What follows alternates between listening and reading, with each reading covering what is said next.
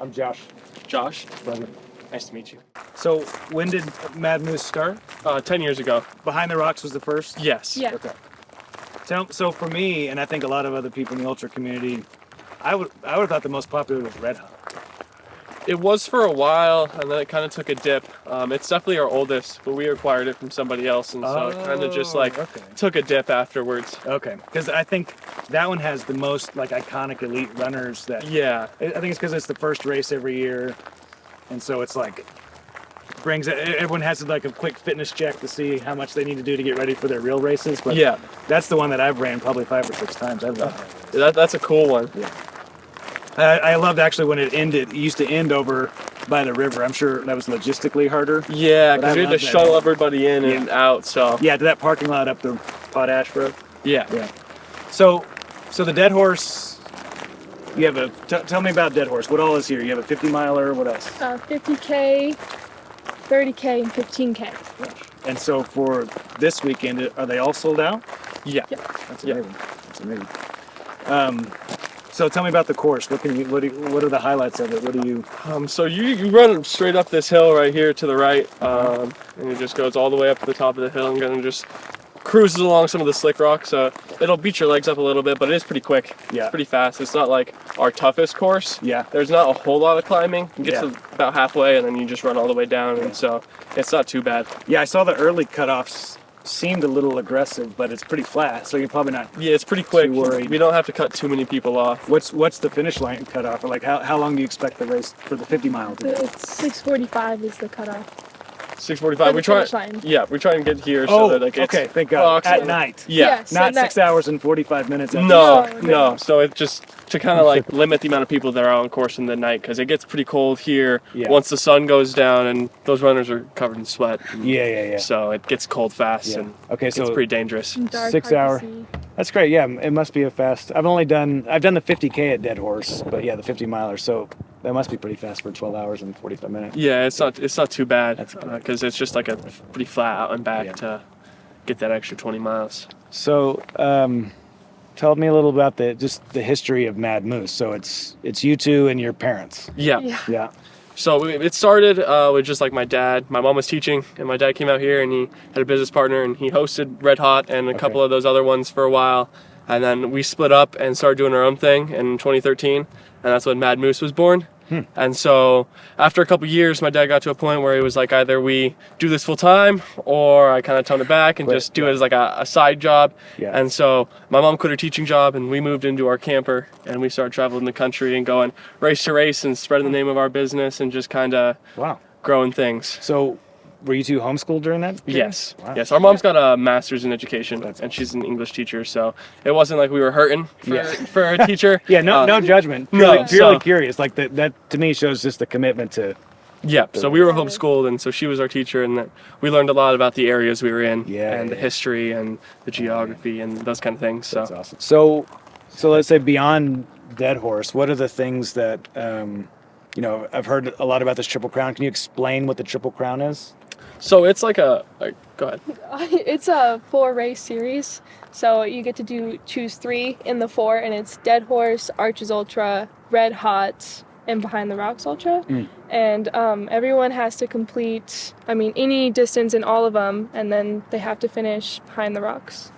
And with our competitive series, people run 3 50Ks. They could run 4, but we take their 3 best times. Oh, interesting. Yeah, and then it's our competitive, so they're racing for prize money and some pretty cool Amazing. paintings done. What's the prize money? So we've got about 20,000 pot. So it's really? We've split it up. There's like 300 for each win at each race, and then there's 1, 2, 3 deep. and I Interesting. think it's like a couple thousand for mean, the it- winners overall. From the ultra community perspective, it seems like these races isn't hard. Like you guys seem to sell them out or get close to capacity, have a lot of people. What was the inspiration behind the Triple Crown?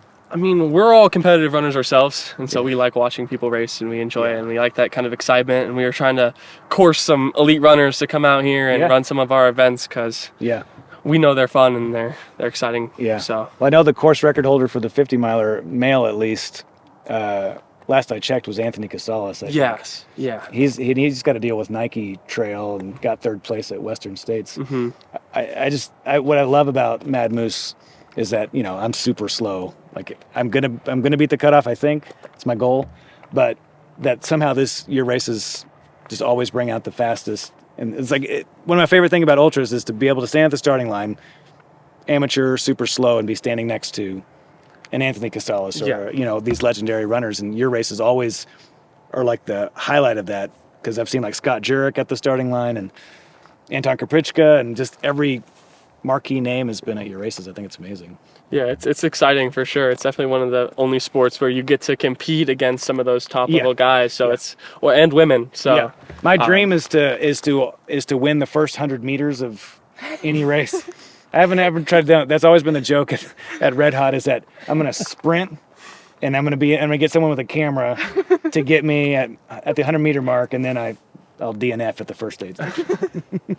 At least you look like you won. Yeah.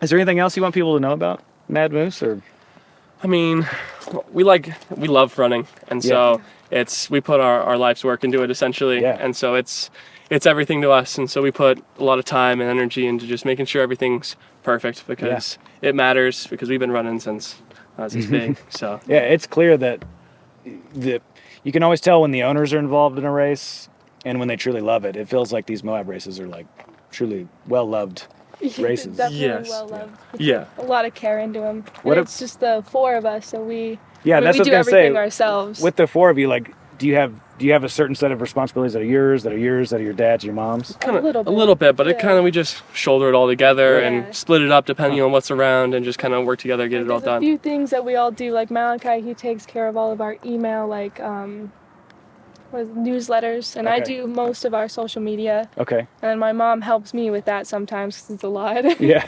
But so there are a few things that we have that's like ours, but Yeah. we typically do it all together. Nice. What's the future of Mad Moose? Do you guys have plans? We want to just keep doing what we're doing.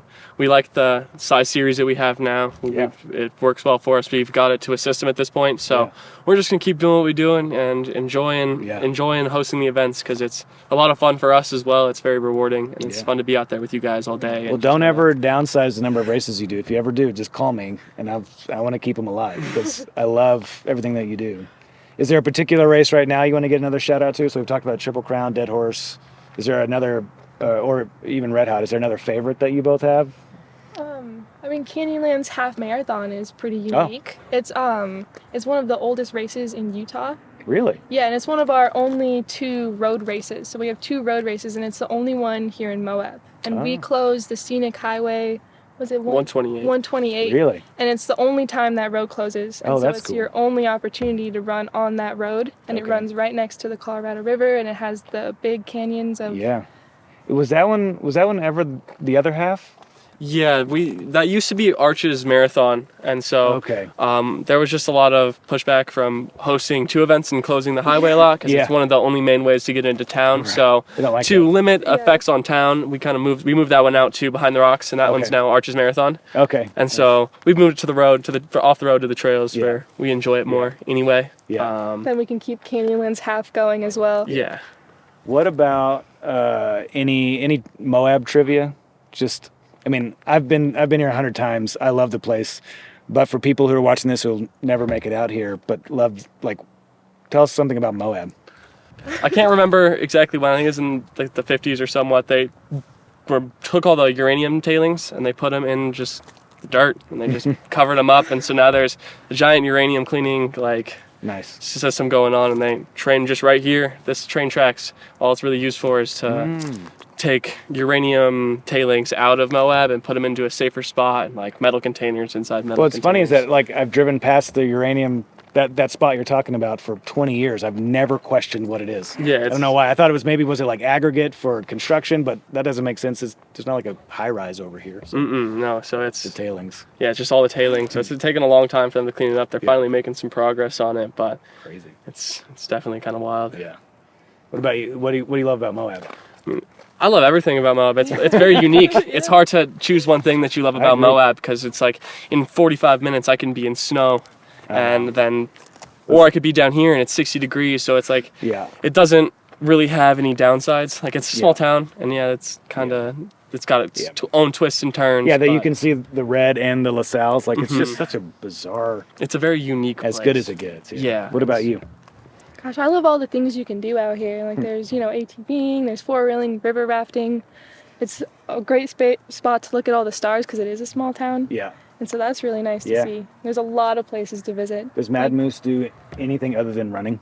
No, we just love Gravel running. biking? Yeah, no, we just stay focused on what we're good at. Yeah. 'Cause none of us do anything else. We've run Yeah. like our whole lives, so Yeah. it makes sense to stay true to what we are and Yeah. what we like. What do you know? Either of you know anything about Dead Horse Point?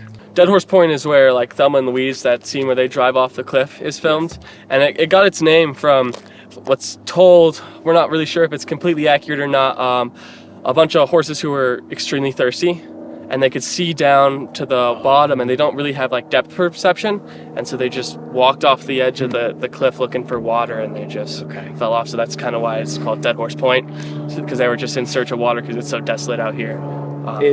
So Dead Horse Point, it's been a while since I've been there. It's an overlook. That's Yes. what's happening there. You're Yeah. overlooking at the Colorado. Yeah, it overlooks Canyonlands National Park pretty much, and you can see all the way. Oh, so it's that way. It's that way. So you drive up this road here, and it goes all the way up, and the point's probably directly that way, like Got it. 20 miles, and it's just on the cliff, and it just overlooks Canyonlands National Park, and you can see all the way down through Moab and just about everything from up there. So Well, that's great. That's the plan. Get to Yeah. that part.